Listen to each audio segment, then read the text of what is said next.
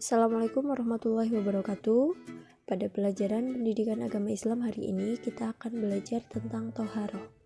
Sebelum ke pelajaran Toharoh, Ustazah akan sampaikan terlebih dahulu bahwa hari ini kita akan pelajari tentang Toharoh, kemudian alat bersuci, selanjutnya tata cara bersuci, dan yang terakhir adalah penugasan.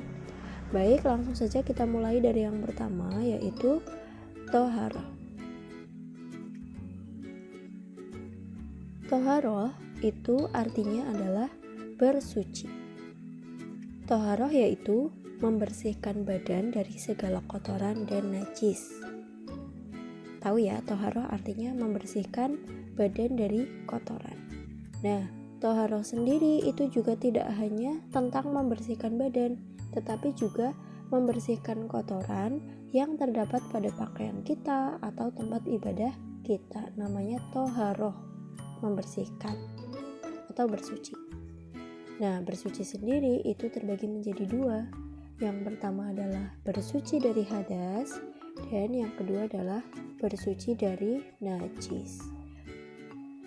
Dari yang pertama, bersuci dari hadas artinya adalah bersuci dari hadas, yaitu membersihkan badan dari hal-hal yang menyebabkan tidak boleh melakukan sholat.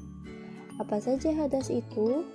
Contohnya hadas yaitu buang air besar dan buang air kecil. Nah, setelah kita buang air besar atau buang air kecil, kita wajib membersihkan badan supaya kita sah ketika kita akan sholat ya.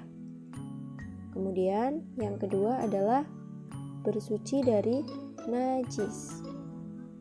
Nah, bersuci dari najis yaitu membersihkan badan, pakaian, atau suatu tempat dari kotoran yang menjadi sebab terhalangnya seseorang untuk beribadah kepada Allah.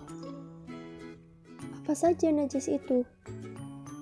Contohnya yaitu kotoran hewan, kotoran manusia, air kencing, dan lain-lain. Itu adalah contoh dari najis.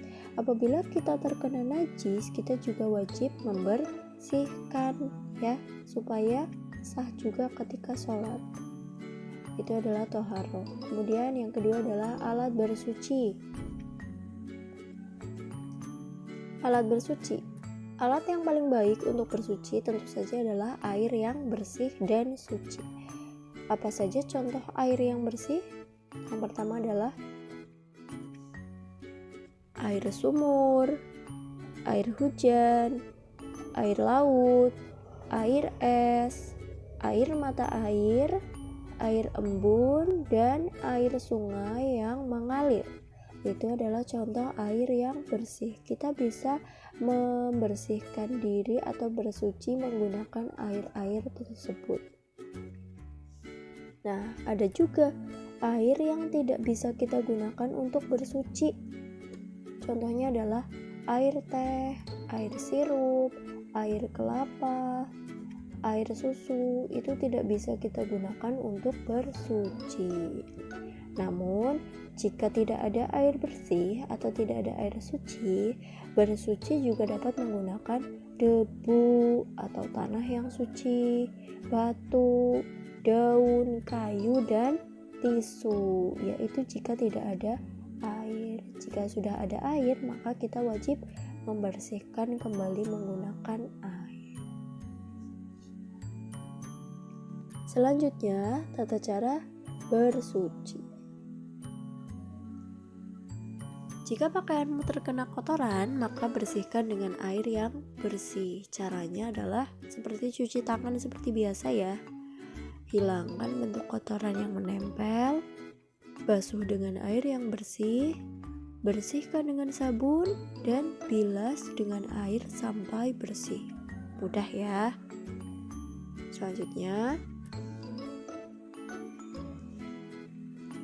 jika kita akan sholat, maka kita juga harus membersihkan hadas terlebih dahulu, yaitu dengan berwudu atau tayamum.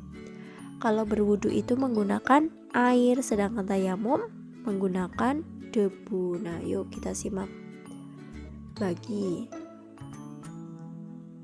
Wudu adalah bersuci sebelum sholat dengan menggunakan air yang bersih dan sehat.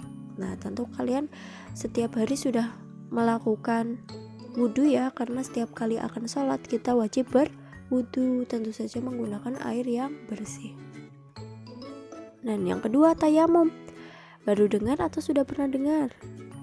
Ya, tayamum adalah penggantinya wudu. Ini kita lakukan jika tidak ada air atau jika kita sedang sakit yang tidak boleh terkena air. Misalnya sakit cacar, itu kan tidak boleh terkena air ya. Kita boleh sebelum sholat kita tayamum dulu menggunakan debu ya. Nah, caranya bertayamum yaitu dengan mengusap muka dan kedua tangan sampai pergelangan tangan dengan debu yang suci. Hanya mengusap muka dan kedua tangan saja dengan debu yang suci. Mudah ya. Nah, itu tata cara bersuci. Kemudian selanjutnya adalah tugas ya. Tugasnya ada 5 soal, silakan dikerjakan di buku tulis jawabannya saja.